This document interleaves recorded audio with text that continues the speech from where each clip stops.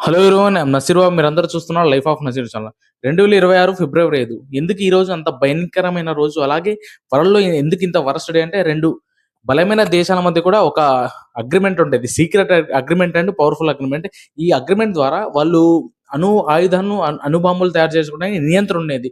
Russia and America మధ్య ఒక secret ఒప్పందం ఉండేది. అదే న్యూ స్టార్ట్ ట్రీటీ. ఈ ఒప్పందం ద్వారా 2 దేశాలు కూడా అయి అణు ఆయుధాలు తయారు చేసుకోవడానికి ఒక కంట్రోల్‌ని చేసుకోవడానికి ఈ అగ్రీమెంట్ యొక్క ఉద్దేశ్యం. అసలు మనం ఒక హిస్టరీ గురించి మాట్లాడుకున్నట్టయితే 1940లో అమెరికా జపాన్‌లోని హిరోషిమా, నాగసాకి మీద ఒక ఈ 2 నగరాల మీద అణుబాంబులు వేయడం వల్ల అక్కడ చాలా మంది కూడా చనిపోయారు. అప్పుడు తెలిసింది ప్రపంచానికి అమెరికాలో అణుబాంబులు తయారైనాయి.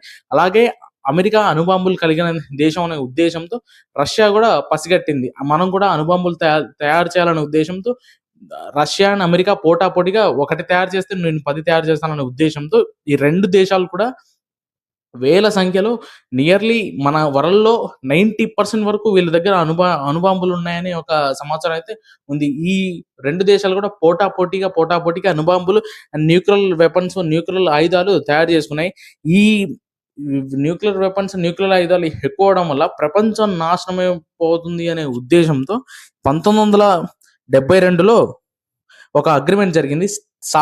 స్టార్ట్ అనే అగ్రీమెంట్ ద్వారా ఈ అగ్రీమెంట్‌లో ఏంటి అంటే ఏ ప్రపంచంలో అంటే ఈ 2 దేశాలు కూడా ఒక అగ్రీమెంట్ అంటే యుద్ధం ఉంటేనే తప్పనిసరి అయితేనే తప్ప అణు ఆయుధాలు తయారు చేయాలి. అలాగే 2 దేశాలలో అంటే అమెరికాలో వాళ్ళు రష్యాకి వెళ్ళి వాళ్ళు ఎన్ని న్యూక్లియర్ వెపన్స్ ఉన్నాయో చెక్ చేసుకోవచ్చు. అలాగే రష్యా వాళ్ళొచ్చి అమెరికాలో ఎన్ని న్యూక్లియర్ వెపన్స్ ఉన్నాయి, లేకపోతే వీళ్ళు తయారు చేస్తున్నారా లేదా అనేది కూడా వీళ్ళు ఇక్కడికొచ్చి చెక్ చేసుకోవచ్చు. అంటే ఎందుకింత డేంజర్? ఎందుకింత మన ప్రపంచానికి ఇది డేంజర్ అంటే ఈ ఒప్పందం గనక ముగిస్తే మాత్రం 2 దేశాలలో తన ఇష్టం వచ్చినట్టు నువ్వు ఒకటి తయారు చేస్తే నేను 10 తయారు చేస్తా, ఒక 100 తయారు చేస్తా అనే ఉద్దేశంతో ఇంకా న్యూక్లియర్ వెపన్స్ అని తయారు చేసే ఉద్దేశం ఉంది. ఇంకేంటి అంటే ఈ రీసెంట్ టైమ్స్‌లో 3, 4 ఇయర్స్ బ్యాక్ నుంచి కూడా రష్యా, ఉక్రెయిన్ వార్ జరుగుతున్నాయి. ఇండైరెక్ట్‌లీ అమెరికా ఇది ఉక్రెయిన్‌కి సపోర్ట్ చేస్తుంది.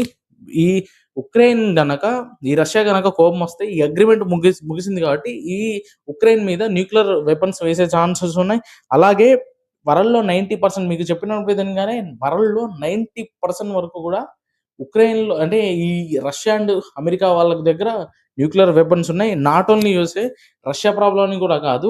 మనకి అమెరికా, రష్యా దగ్గర ఉన్న అణు ఆయుధాలు ఎక్కువగా ఉంటే చైనా కూడా ఈ అగ్రీమెంట్ ముగిసింది కాబట్టి వీళ్ళిద్దరు తయారు చేస్తున్నారు కూడా నేను తయారు చేస్తున్నాను. ఈ రష్యా కూడా రావచ్చు, ఈ చైనా కూడా రావచ్చు. అలాగే మన ఇండియా ఏం తక్కువ కాదు. మన ఇండియా కూడా దీని ద్వారా అణు ఆయుధాలు తయారు చేసుకునే క్యాపబిలిటీ మన దగ్గర ఉంది. అలాగే తయారు చేసుకుంటేది కూడా.